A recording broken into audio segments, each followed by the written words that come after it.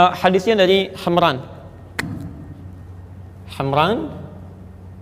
Hamran ini khadimnya atau pembantunya Utsman bin Affan radhiyallahu taala anhu.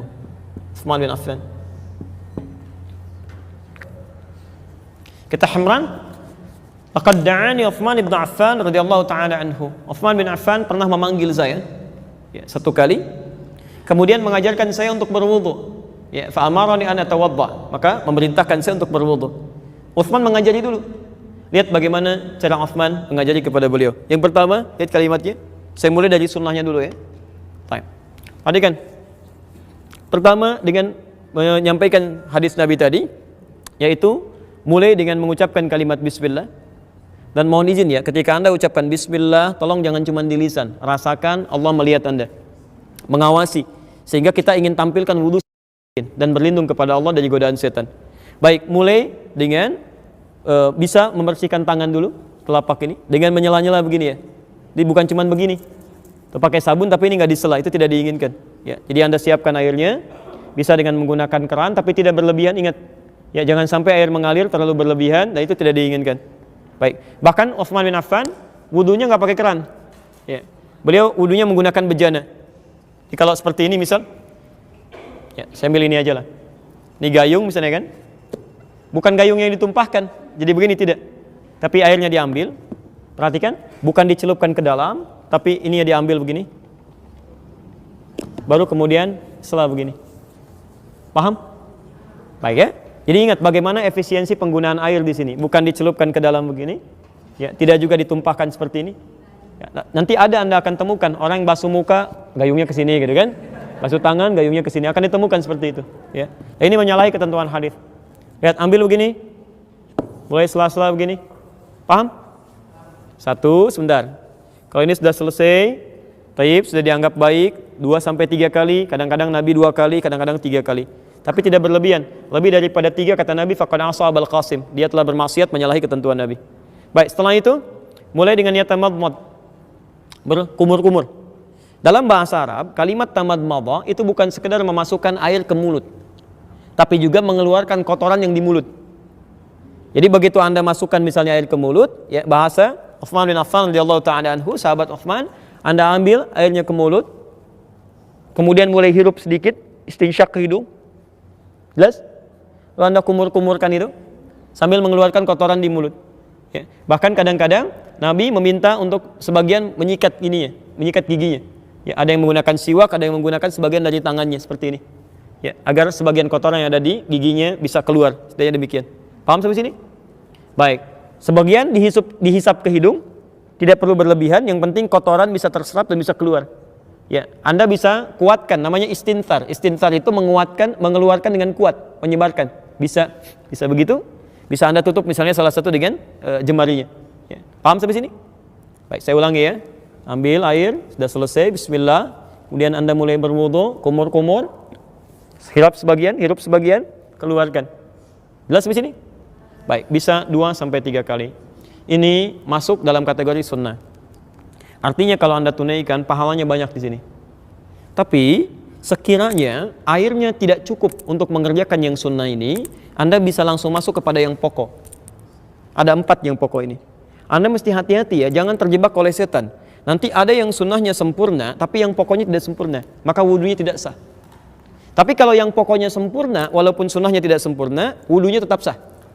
Misal, kumur-kumur sempurna, ini sempurna, tapi basuh wajah sebagian tidak tersapu, maka wudunya batal. Tapi kalau Anda misalnya tangan tidak tersapu sebagian, yang sunnah begini, sebagian tidak tersapu. Kemudian Anda berwudu kumur-kumur misalnya, tidak istinsyar. Ya, tapi Anda wudunya sempurna pada yang pokok. Ya, nanti 4 kita jelaskan, itu sempurna semuanya, maka wudunya dianggap sah. Walaupun sunnahnya tidak sempurna, tapi wudunya dianggap sah. Anda sholatnya sah. Ya. Paham sampai sini? Baik. Saya teruskan dulu sebentar. Saya mau agak pelan-pelan ya supaya dipahami betul, dan jangan tinggalkan masjid ini kecuali kita paham apa yang kita bahas. Sepakat sampai sini? Baik, saya mulai. Bismillah. Perhatikan, ada 4 yang pokok berdasar keterangan Al-Quran di Quran surah ke-5 ayat yang ke-6. Pertama wajah. Saya ulang, pertama wajah. Nanti setelah itu kita praktekkan. Pertama wajah. Kedua tangan sampai siku, tangan sampai siku. Ketiga, kepala. Dan yang keempat, kaki sampai kedua mata kaki. Alhamdulillah. Kaki sampai kedua mata kaki.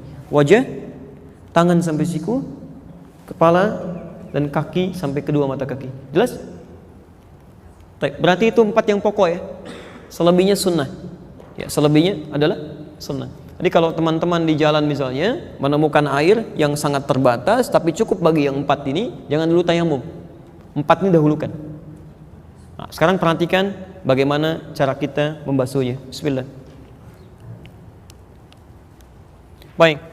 Perhatikan bahasa Qur'annya ketika menyebutkan membasuh wajah, kalimatnya menggunakan kata ghassala. Faghsilu wujuhakum. Faghsilu. Pertama, mohon fokus.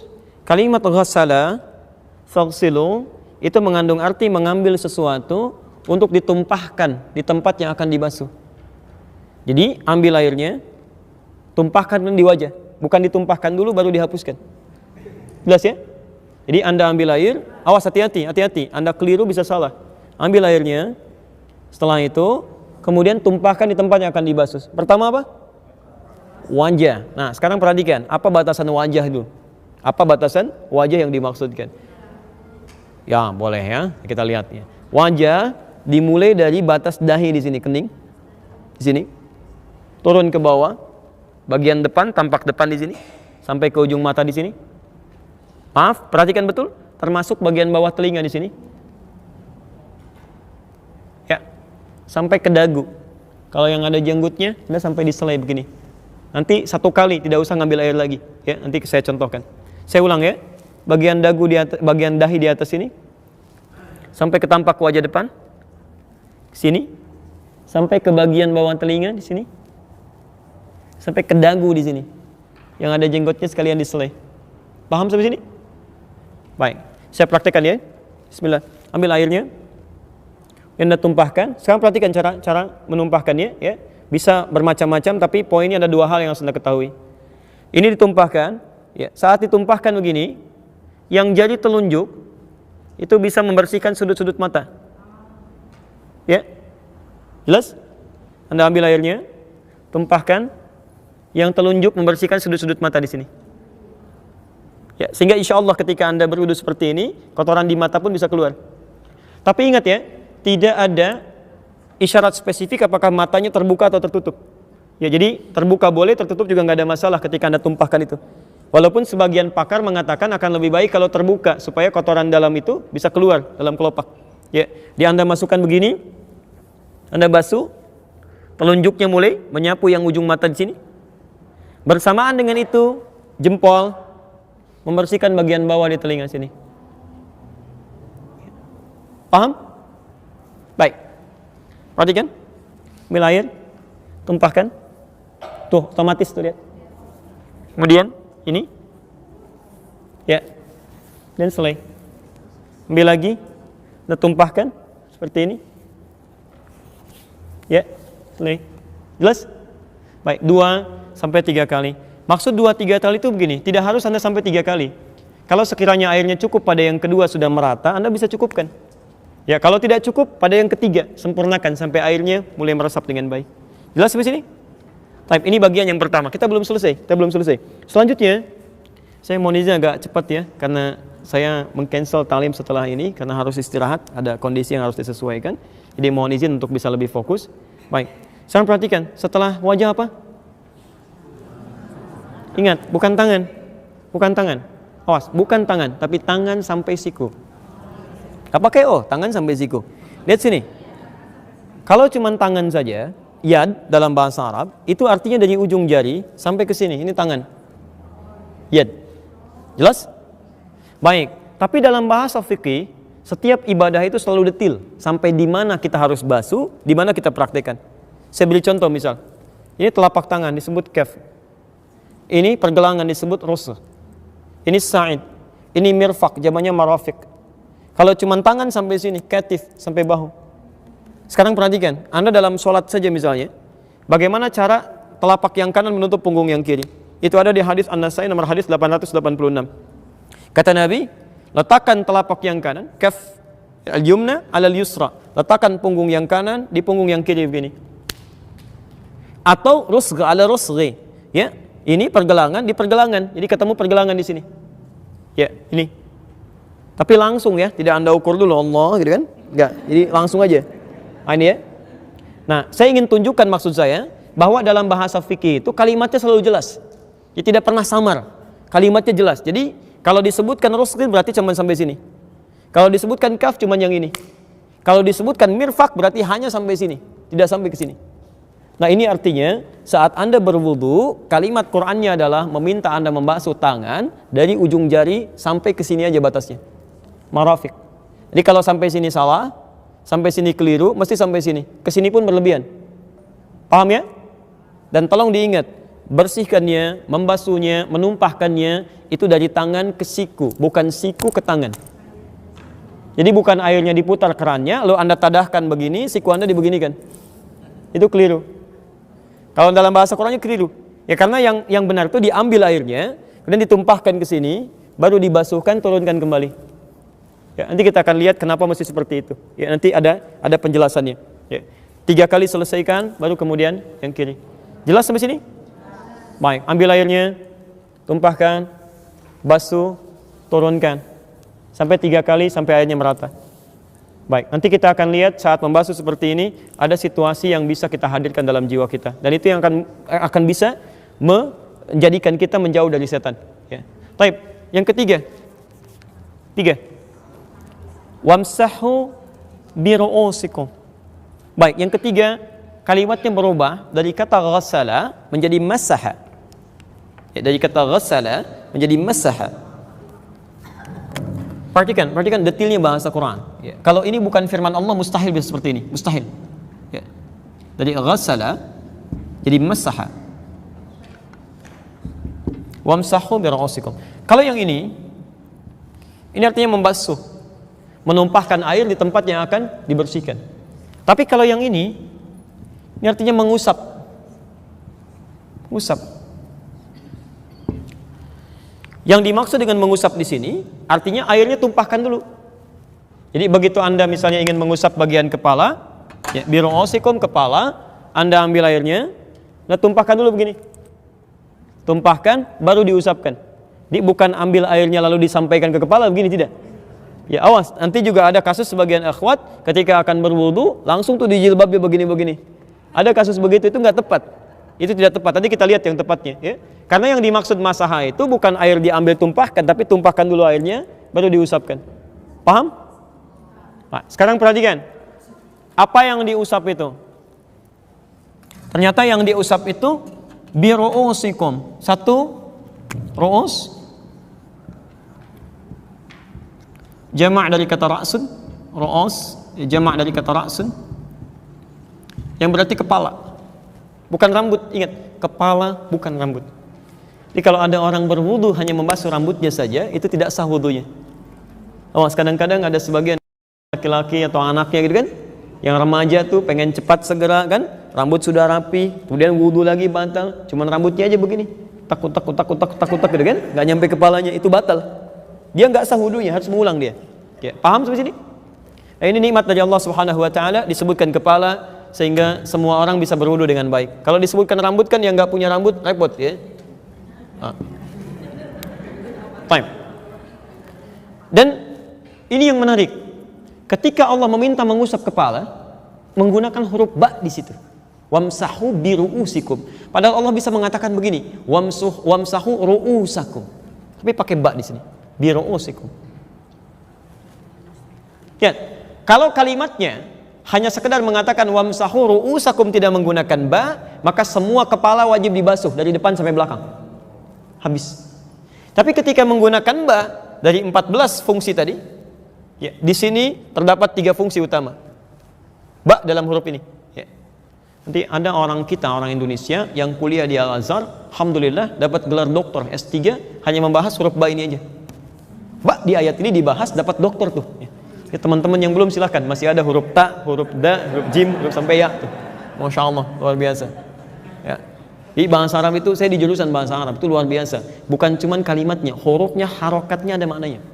Ya, makanya Masya Allah Quran turun dengan bahasa Arab tuh banyak hikmah di situ. Ya, banyak hikmah. Nah, sekarang ba yang pertama itu bermakna istighraq namanya. Ba al-istighraq, yaitu ba yang menunjuk kepada makna holistik luas, tanpa batas. Ya, al-istighraq namanya. Ba yang menunjuk pada makna yang luas tanpa batas, al-istighraq. Ya. Artinya, pada yang pertama ini Anda diperkenankan untuk membasuh kepala, mengusap kepala setelah airnya ditumpahkan. Misal Anda ambil airnya, Anda tumpahkan begini, dan Anda usap dari depan sampai belakang, seluruhan kepala. Jelas? Ya, nanti setelah itu, kalau hadis dari riwayat Utsman bin Affan radhiyallahu taala anhu, sambil telinganya kemudian sekaligus ya dibersihkan. Jadi tidak mengambil air lagi. Kalau hadis dari riwayat Utsman bin Affan radhiyallahu taala anhu, Anda ambil begini, tumpahkan, bersihkan kepala sampai ke sini, kemudian baru ke telinga di sini. Ya. Baik. Jadi lihat membersihkan telinga ya, yang telunjuk ini bagian di dalam di sini. Yang jempol bagian belakang sini. Jadi begitu Anda usap sini, kembalikan ke sini, kemudian ke telinga di sini. Ya. Jelas di sini? Paham ya? Baik. Ada hadis yang kedua yang menunjukkan Anda boleh membasuh ya atau mengusap bagian kepala kemudian mengambil air lagi untuk basuh telinga. Itu ada hadisnya. Jadi untuk basuh telinga ini sifatnya fleksibel, bisa langsung dari kepala kemudian ke telinga, bisa langsung kepala dulu, ngambil air untuk telinga. Jelas di sini? Baik. Sekarang perhatikan, ini yang unik. Kenapa menggunakan huruf ba? Karena tidak setiap orang ya punya potensi bisa menyapu, mengusap semua kepalanya. Mungkin ada orang yang mohon maaf, ada luka sebagian di kepalanya. Ada ikhwan yang kena luka misalnya kan, nggak bisa diusap semua. Bagaimana caranya? Maka fungsi ba di sini adalah fungsi yang kedua, namanya at-tab'id ma'at tahdid. Ya, membasuh sebagian dari kepala itu, tapi ada batasnya. Sampai ubun-ubun sini. Jadi kalau Anda sedang ada persoalan, kemudian tidak membasuh, tidak bisa mengusap secara keseluruhan, Anda boleh mengusap sebagian dari kepala, batasnya di ubun-ubun di sini. Ya. Dan Masya Allah, ini juga bagian dari kemudahan untuk akhwat misalnya kan. Ada yang sedang berkerudung, berhijab, tidak bisa misalnya membuka di tengah-tengah kebanyakan orang, misal sebagian tertentunya, ini boleh, Anda tidak usah lepas jilbabnya. Ya, Anda ambil airnya, tumpahkan, misalnya di sini aja, sah wudunya. Ya, sah, itu sah wudunya. Ingat, awas ya, nggak enak itu karena belum terbiasa, karena belum tahu ilmu, membiasakan sesuatu yang keliru, belum membiasakan sesuatu yang benar. Dia nggak usah dicopot, apalagi misalnya ada yang ngambil air, dibasah-basahin di sini, gitu ya. Nah, itu nggak tepat ya. Islam itu memudahkan, tidak menyulitkan. Baik. Bahkan yang ketiga, ba di sini berfungsi at-tab'id min duni tahdid. Tab'id sebagian dan tidak dibatasi. Jadi kalaupun di sini ada masalah misalnya, yang penting Anda basuh sebagian kepala sudah sah wudunya. Anda ambil, misal di sininya susah, basuh yang ini, basuh yang ini, basuh yang belakang, sepanjang masuk dalam bagian kepala di sini itu sudah sah wudunya. Di sini Nabi ajarkan pada sahabat, sahabat ajarkan pada tabi'in, tabi'in sampaikan pada ulama. Semua sepakat, sahabat sepakat, tabi'in sepakat, ulama sepakat. Tidak ada perbedaan pendapat di sini. Sepakat sampai sini? Harus sepakat. Sahabat aja sepakat, tabi'in sepakat, ulama sepakat. Anda bukan sahabat, bukan tabi'in, bukan ulama, nggak sepakat. Aneh Anda. Masih begitu saya pulang gitu kan? Wah, jelas sampai sini? Alhamdulillah. Yang terakhir pelan-pelan ya. Kaki sampai 2 mata kaki. Perhatikan cara membersihkannya. Ini kerjaan setan sering di sini. Ya, kerjaan setan membuat buru-buru sering di sini. Dan tidak sedikit yang diancam oleh Nabi sampai keluar ancaman Nabi. Kalau kamu masih begitu, bisa disiksa di neraka. Ya, tidak sedikit kalau dalam bahasa hadis yang lebih umum, ya ada kebanyakan orang disiksa di neraka persoalan kotoran di jempol kakinya. Ya, ada persoalan di wudunya. Dia nganggap ringan. Ya, nganggap ringan. Masalahnya kan kalau wudunya nggak sempurna, sholatnya nggak benar kan? Ya, jadi turunannya banyak, sholatnya nggak benar, doanya nggak diterima, macam-macamnya, kesalahan banyak, amal soleh nggak ada. Kan jadi masalah kan? Baik, maka dari itu silakan perhatikan. Pertama, untuk membasuh kaki ini, kalau bisa Anda bagi pada 3 bagian. Pertama perhatikan sebentar ya, saya angkat sedikit sebentar. Jadi mulai air pertama, Anda gunakan untuk menyelai-nyelai dulu sini. Nah, ini contoh Nabinya. Jelas ya? Sela-sela ini. Dan menggunakan yang kelingking ya. Sunnahnya gunakan kelingking. Ustaz, kenapa nggak pakai jempol? Kegedean, ya. Halo. Cukup kelingking aja. Ya. Ini maksudnya yang sewajarnya di sini ya. Anda ambil air, masukkan sini. Lihat. bersihkan termasuk yang sela-sela di jempol ini. Kotoran-kotoran ini. Mau ketemu Allah masa kotor? Antum masuk ke ruangan aja, sepatu dibersihkan. Anda kalau ke Auckland, ke New Zealand itu, sepatu kotor nggak bisa masuk, Pak. Langsung bunyi, dikejar anjing lagi. Betul, langsung bunyi. Ada langsung sebelum Anda turun di video di pesawat itu sudah ditampilkan makanan, macam-macam buah-buahan nggak boleh kecuali yang ada di situ aja. Kecuali Anda declare. Apalagi sepatu kotor nggak bisa masuk. Ke tempat manusia aja sepatu kotor nggak bisa masuk. Masa ketemu Allah kotor? Iya, jadi Anda bersihkan bagian pertama di sini. Kedua Anda ambil bagian belakang, Anda rapikan dulu sampai ke sini. Yang ketiga ambil air lagi, ratakan keseluruhannya. Ini insya Allah akan lebih baik itu. Ya, jelas di sini? Paham? Boleh saya turunkan?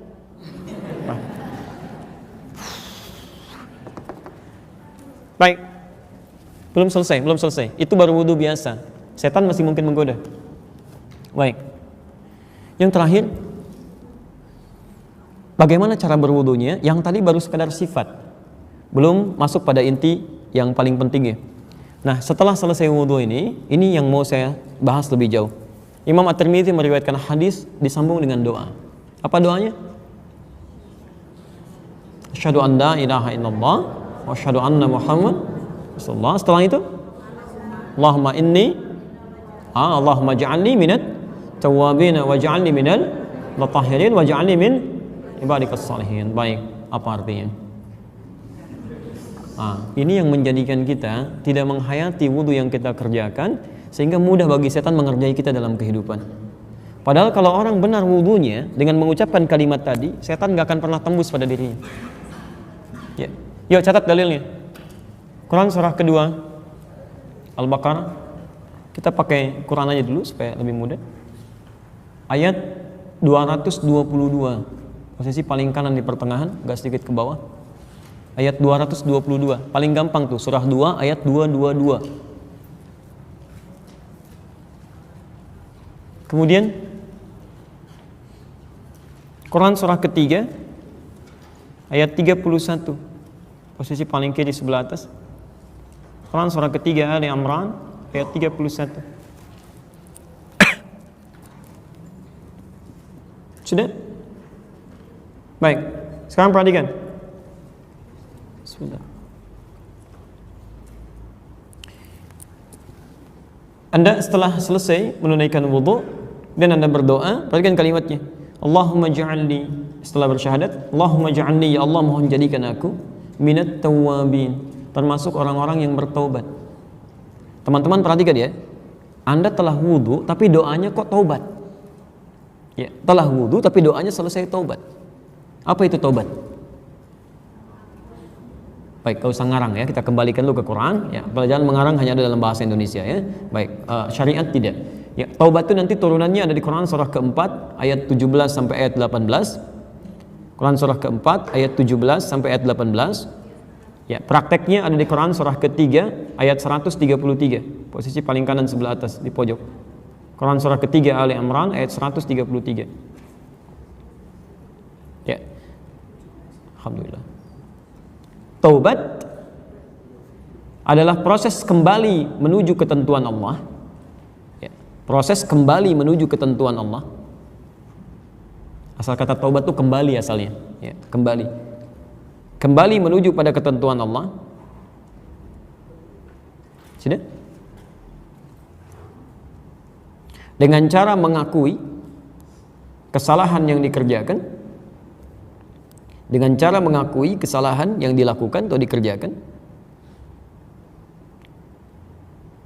menyesalinya, jadi mengakui, menyesali,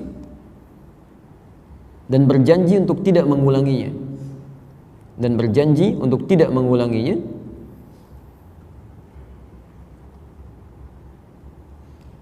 Sudah? Yang dibuktikan dengan meningkatnya amal saleh. Amal saleh. Itu yang dimaksud dengan taubat nasuha itu di Quran surah 66 ayat 5 sampai 6 itu. Baik. Sekarang perhatikan, fokus ya. Kenapa kita selesai wudhu tapi doanya doa selesai taubat? Ya, mengakui kesalahan, menyesalinya, dan menghindari atau berjanji tidak mengerjakan kembali apa yang telah dilakukan. Saya mau tanya sebentar, yang kita basuh dalam wudu itu bukankah anggota tubuh yang kita selalu gunakan untuk berinteraksi? Silahkan cek ya. Mulut kan biasa bicara kan, wajah biasa melihat, di situ ada mata yang kita sela-sela gini biasa melihat kan, telinga juga begitu, sampai ke ujung kaki kan. Baik, saya mau tanya, apa fungsi anggota tubuh yang kita gunakan dalam keseharian itu? Nah, kalau tidak tahu cukup katakan Allahu a'lam. Baik ya? Baik, apa fungsinya? Masya Allah, tiap hari dikerjain masih belum tahu fungsinya. Ya, lihat, fungsinya hanya boleh digunakan untuk mengerjakan yang baik-baik, itu fungsinya. Jadi kalau Anda turunkan ayat-ayat Quran, nggak ada satupun ayat Quran bicara yang mengatakan misal dari ujung kepala sampai ujung kaki boleh menggunakan yang jelek, tidak. Mata, bagaimana mata digunakan? Turun Quran surah ke-24, ayat 30 untuk laki-laki, ayat 31 untuk perempuan. Hanya boleh lihat yang baik-baik saja. Qul lil mu'minina yaghuddu min absarihim. Katakan bagi para pria-pria yang beriman, hanya boleh lihat yang baik matanya, yang jelek tinggalkan. Perempuan juga begitu. Wa qul lil mu'minati yaghuddna min absarihinna. Telinga boleh dengar yang baik-baik saja. Makanya nggak boleh telinga itu dengar gibah, nggak boleh dengar gosip, nggak boleh, dosa itu. Ya, lisan hanya boleh bicara yang baik-baik. Makanya kata Nabi, man kana yu'minu billahi wal yawmil akhir falyaqul khairan aw liyasmut. Siapa yang merasa beriman pada Allah dan hari akhir akan dihisab itu, cukup katakan lisannya yang baik-baik, kalau nggak bisa diam. Ini nggak boleh. Makanya ada larangan berdusta, larangan untuk mencela orang lain, larangan berkata-kata kotor, itu nggak boleh. Dan tidak sedikit orang-orang kehilangan pahala amal baiknya karena berbuat dengan lisannya yang kotor. Ada kata Nabi di Al-Bukhari nomor hadis, di Muslim, hadis Muslim nomor hadis 5611. Ada orang yang salatnya rajin, puasanya rajin, zakatnya tak tertunda, tapi senang celah orang lain, senang kemudian menuduh, senang mengambil hak orang lain. Ada yang berselisih sampai menumpahkan darah menyebutkan nama Allah di dalamnya. Tembak orang Allahu Akbar, bom orang Allahu Akbar, tanpa sesuai ketentuan yang dibenarkan. Itu salah. Dan ketika seseorang misalnya, maaf ya, dia sholat, kemudian dia mencela orang, itu pahala sholatnya dipindahkan pada yang baru dicela itu. Ada taklim keluar dari sini, dan ada yang mencela, lihat tuh ya, dekat masjid tapi nggak mau ngaji, iya nggak kayak kita ya, itu langsung pahala itu pindah ke orang itu. Ya. Kenapa? Datang lagi satu orang, itu tuh si fulan, iya nggak nyangka ya, nyangka tuh pindah lagi. Jadi orang-orang yang selalu seperti itu nggak sadar pindah pahalanya itu, lisan sampai ke tangan. Makanya ada larangan mencuri, larangan berbuat curang sampai ke ujung kaki di Quran surah 25 ayat ke-63 itu. Larangan angkuh dalam berjalan. Wa ibadur rahmanil ladzina yamshuna 'alal ardi hauna wa idza khatabahumul jahiluna qalu salama. Ada semua. Nah, sekarang perhatikan, fokus.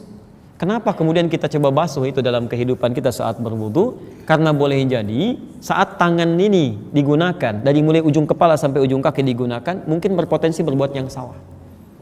Makanya saat wudhu itu kita bertobat kepada Allah. Jangan sampai ini salah nih. Ya. Makanya orang yang wudhunya benar, kata Nabi, begitu air masuk ke kumur-kumur itu, kemudian jatuh airnya bersamaan dengan jatuhnya tetesan air, kotorannya pun hilang. Bukan cuma kotoran fisik, tapi dosa-dosanya tumpah dengan tumpahnya air itu. Jadi kalau Anda berwudhunya benar, Anda masukkan air ke mulut itu, ya, Anda masukkan misalnya dengan kata bismillah, Anda mulai berkumur-kumur, Anda rasakan, ini lisan salah apa nih sampai saya wudhu nih. Jangan-jangan sebelum wudhu pernah celah orang lain, pernah menuduh orang lain. Kaki salah apa, sampai ke tangan salah apa, terus sampai ke bawah. Kalau wudhunya bisa seperti ini, itu yang disebut dengan tawabin. Allahumma ja'alni minat tawabin. Ini poinnya. Ya, jadi mustahil ada orang wudhu yang wudhunya benar bisa berbuat maksiat, itu mustahil. Karena dia janji nggak mau mengulangi.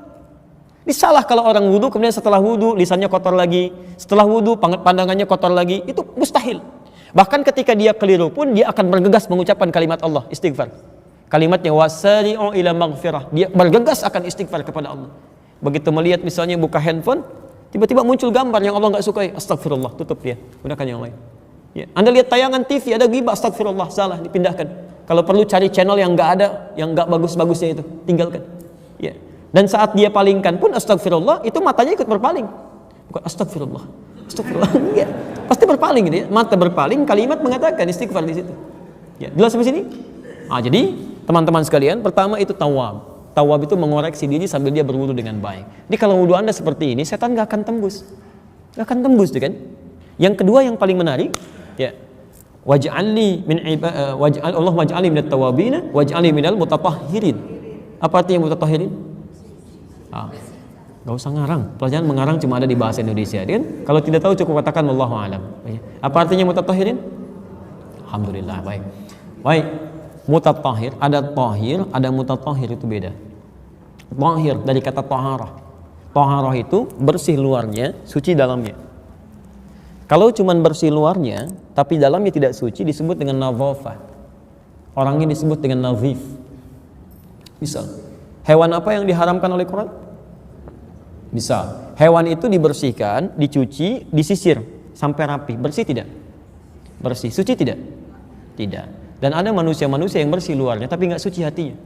Pakai dasi, pakai jas, macam-macam, tapi pencuri juga gitu kan? Ada pencuri, ada macam-macam dan sebagainya. Itu namanya nadhif ghairu tahir. Dan perhatikan, seluruh bab dalam fikih, baik itu wudu, salat, dibuka bukan dengan bab nadhafah, bukan bab nadhafah tapi taharah, babut taharah. Taharah itu bersih luarnya, suci dalamnya. Di saat Anda berwudu, yang diinginkan bukan cuma bersih-bersih luar. Kalau cuma bersih-bersih luar, non muslim juga bisa begitu, mandi selesai. Yang diinginkan dengan Anda membersihkan luarnya, yang sucinya, yang dalamnya pun ikut bersih.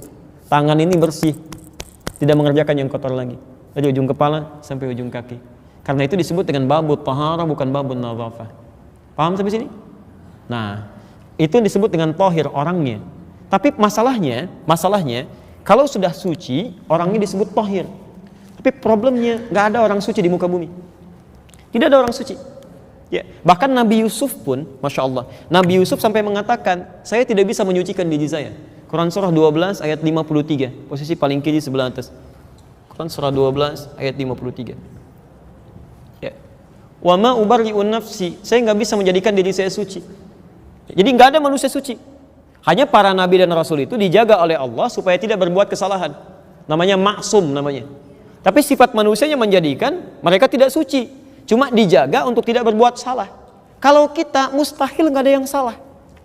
Ada orang suci di sini? Nggak ada. Ibu walaupun namanya Bu Suci, tetap perilakunya nggak ada. Ya. Mungkin ada aja yang salah. Pasti ada yang salah, gitu kan? Nah, karena itu, ketika Anda merasa salah, kemudian Anda memperbaiki kesalahan itu, mata salah, istighfar, cuci lagi. Tangan salah, istighfar, cuci lagi. Maaf, itu berubah kalimatnya dari tahir menjadi mutatahhir. Mutatahhir. Mutatahhir. Mutatahhir. Kalau banyakan, ya, kalau yang wudu bukan cuma satu orang, tapi banyak orang, tambah in di ujungnya atau un. Ya, in atau un. Mutatahhir menjadi mutatahhirin. Taib. Sekarang perhatikan, kenapa orang wudu meminta menjadi bagian dari mutatahhirin? Itu komitmen dia setelah wudu, begitu menemukan sesuatu yang salah, dia perbaiki lagi, dia perbaiki lagi. Makanya para ulama mengatakan, kalau Anda sedang punya misalnya wudu kemudian batal, wudu lagi. Jaga dalam wudu. Maksudnya bukan cuma supaya punya wudu, bukan. Karena umumnya orang wudu itu bisa tercegah dari maksiat. Ya, minimal nggak mau batal wudunya. Demi Allah saya katakan, kalau manusia sudah terbiasa berwudu, sudah terbiasa wudu, itu pasti persamaannya akan menjauh dari maksiat. Pasti itu. Ya, jadi pesannya adalah setiap punya salah perbaiki, setiap punya salah perbaiki. Kalau sudah wudunya seperti ini, setan nggak punya kesempatan. Sebab setiap goda salah perbaiki lagi, goda salah perbaiki lagi, bosan dia. Ya, ini poinnya. Karena itulah kemudian orang-orang yang wudunya seperti ini dicintai oleh Allah Subhanahu wa taala. Turunlah Quran surah kedua ayat 222 itu. Innallaha yuhibbut tawwabina wa yuhibbul mutatahhirin. Ini. Dan saat Anda berwudu, lihat, sungguh Allah sangat mencintai. Innallaha yuhibbu, Allah sangat mencintai tawwabina, orang-orang yang senantiasa berusaha taubat, ya. Wa yuhibbul mutatahhirin, dan berusaha memperbaiki keadaannya supaya menjadikan lebih bersih dan suci. Bukankah orang wudu tawabina wal mutatahhirin? Jadi ketika Anda berwudu dengan baik, Anda berpeluang dicintai oleh Allah Subhanahu wa taala. Kalau seorang hamba sudah dicintai oleh Allah, maka yang akan muncul dua hal. Ini poinnya, dua hal. Satu, persamaan pertamanya ada di Quran surah ketiga ayat 31. Qul in kuntum tuhibbunallaha fattabi'uni yuhibbukumullah wa yaghfir lakum dhunubakum. Katakan Muhammad, jika kalian mencintai aku, maka ikuti aku, ikuti Nabi. Sekarang perhatikan persamaannya, perhatikan. Saya lambatkan. Yuhibbukumullah. Orang-orang yang bisa mengikuti tuntunan Nabi, maka dia berpeluang mendapatkan cinta Allah, dicintai Allah. Nah, sekarang perhatikan persamaannya, perhatikan, ini poinnya. Jika seseorang sudah dicintai Allah, yuhibbukumullah, maka yang pertama Allah berikan itu bukan dunia. Awas ya, kalau antum punya dunia tapi nggak punya ciri ini, berarti antum belum dicintai oleh Allah. Yang pertama Allah berikan, wa yaghfir lakum dzunubakum, akan diampuni semua dosa-dosanya. Semua dosa-dosanya. Ampunan dosa. Ampunan dosa. Pertama. Jadi kalau seseorang sudah dicintai oleh Allah Subhanahu wa taala, maka dosa-dosanya akan diampuni oleh Allah. Ini yang cenderung Allah berikan. Karena itu kenapa Allah sangat cinta? Kenapa Allah sangat cinta pada orang-orang yang selalu berusaha untuk taubat dan menyempurnakan wudunya? Ya maaf, selalu dia menyempurnakan wudunya, karena orang-orang yang berwudu dengan baik pasti dia berusaha bertobat, ya, dan dia berusaha untuk menjaga dirinya dari kesalahan. Ya, kalau Anda buat persamaan terbalik, perhatikan persamaan terbaliknya. Lihat sini. Orang yang dicintai Allah akan diampuni dosanya. Persamaan terbaliknya, orang yang sering minta ampun kepada Allah, maka berpeluang mendapatkan cinta Allah Subhanahu wa taala. Kalau rumus ini dibawa ke dalam rumus wudu, maka muncullah Quran surah kedua tadi, Al-Baqarah ayat 222. Innallaha yuhibbut tawabina, Allah mencintai orang-orang yang senang bertobat, wa yuhibbul mutatahhirin, dan senang menyucikan dirinya, menjaga dari berbuat dosa. Kalimat ini dibacakan setelah wudu. Artinya orang yang wudunya benar berpeluang mendapatkan cinta Allah. Yang terakhir, kalau Allah sudah mencintai seorang hamba, mustahil setan bisa menembusnya. Itu poinnya. Nah, jadi kalau selama ini masih mudah digoda oleh setan, berarti belum mendapatkan cinta Allah Subhanahu wa taala. Kita mesti harus berusaha di sini. Ya, harus berusaha. Ya. Apa yang Allah berikan? Teruskan hadisnya. Di ujung hadisnya, saya berikan rumus sebentar ya. Saya berikan rumusnya. Ini rumus hadis tadi di Al-Bukhari nomor hadis 159. Perhatikan, hadisnya belum selesai. Ketika Utsman setelah selesai membasuh kakinya, beliau mengatakan, lihat kalimatnya. Ya.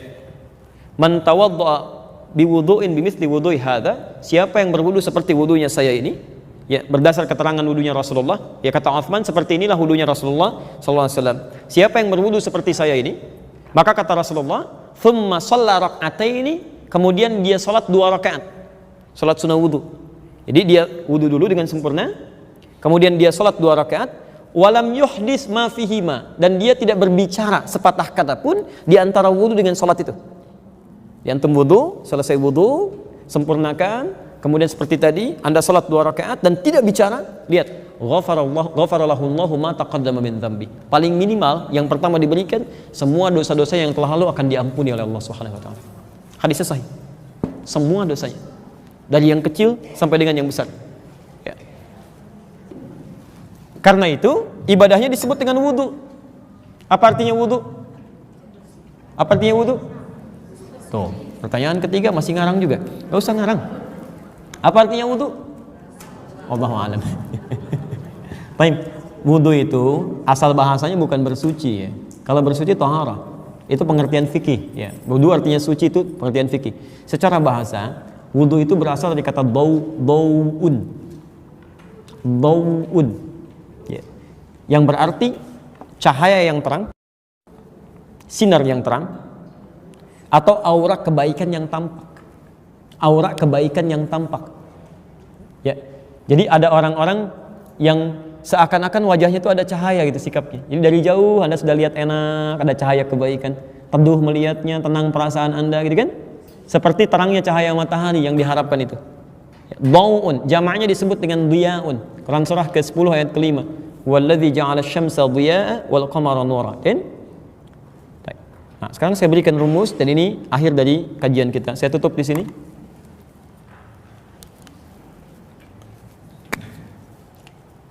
Bau, apa artinya bau? Baik, cahaya atau sinar yang terang atau aura kebaikan yang tampak. Sekarang perhatikan ya, cahaya atau aura kebaikan. Kalau kata dasar ini ditambahkan huruf lagi sebelumnya, maka rumus bahasa Arabnya kaidahnya berbunyi begini. ziyadatul mabna tadullu ala ziyadatil ma'na. Bertambahnya huruf maka berdampak pada meluasnya makna. Lebih. Kalau saya tambahkan wawu begini, biasanya kalau huruf wawu itu ditambahkan, ini katanya Dawu asalnya. Kalau huruf wawu ditambahkan, harakatnya umumnya dhammah di sini. Kalau ini dhammah, ini pun ikut dhammah. Maka turun kemudian kalimatnya menjadi begini, wudu. Dari kata dhaw yang berarti cahaya yang terang, aura kebaikan yang tampak. Ditambah wawu, maka kalimat yang berubah secara bahasa berarti sinar yang sangat terang atau aura kebaikan yang semakin tampak. Makanya kata Nabi SAW dalam hadis riwayat Muslim, ya satud'a ummati yaumal qiyamati ghural muhajjalin. Umatku itu akan dipanggil di akhirat nanti dengan cahaya yang terang sekali tampak di tubuhnya. Min atharil wudu, dari bekas wudunya. Jadi saat di akhirat nanti insya Allah kita kalau wudunya bagus seperti tadi itu, nanti saat dipanggil itu kelihatan umat Nabi itu. Kelihatan, begitu datang cahayanya banyak. Ada aura kebaikan. Kata Nabi, dari bekas wudunya. Tapi Anda mesti tahu ya, awas, mesti ingat ini. Yang dimaksud bekas wudunya bukan airnya. Bukan airnya, ingat. Tapi yang dimaksud ini, aura kebaikan yang tampak tadi. Di orang, makanya kalimatnya menggunakan athar. Athar itu jejak perilaku, bukan jejak benda. Jejak perilaku. Jadi kalau antum misalnya berjalan begini, ada tapak di situ. Itu disebut dengan athar namanya. Makanya ada athar sahabat, jejak kehidupan sahabat, sehingga seperti kita melacak lewat jejak langkahnya. Athar.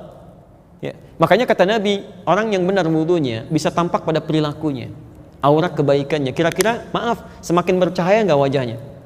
Semakin bercahaya nggak tangannya? Jadi ada kebaikan yang dia lakukan dari situ. Itu yang menjadikan dirinya mendapat cahaya kebaikan di akhirat nanti. Makanya ibadahnya disebut dengan wudu, ingin memberikan kesan bahwa orang wudu itu pasti sifat dan sikapnya baik. Jadi kalau selama ini ada orang berwudu sifat dan sikapnya tidak baik, ada yang salah dalam wudunya. Ya. Kalau semua orang sudah begini wudunya, mana ada setan yang bisa ganggu? Susah gitu. Ya. Begitu dia mau ganggu, ini taubat kepada Allah. Dia rasakan Allah mengawasi. Ya, karena itulah kemudian besar kemungkinan dia bisa menampilkan setan, menghilangkan waswas dalam dirinya dan lebih dekat dengan Allah Subhanahu wa taala. Jelas sampai sini? Baik, paham insyaallah. Baik.